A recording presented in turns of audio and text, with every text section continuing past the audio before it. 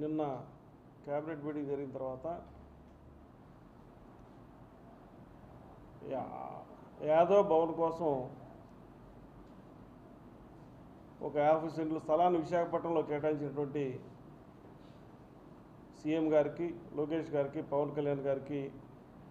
మంత్రులందరికీ కూడా కృతజ్ఞతలు తెలియజేసుకుంటున్నాం. ఎందుకంటే అందరినీ కలుపుకుపోయేటువంటి కూటమి ప్రభుత్వం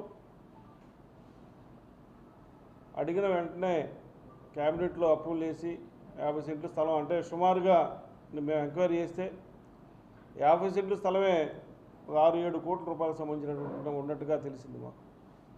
దానికోసం ముఖ్యంగా పల్లా శ్రీనివాస్ గారు వైజాగ్ నుంచి,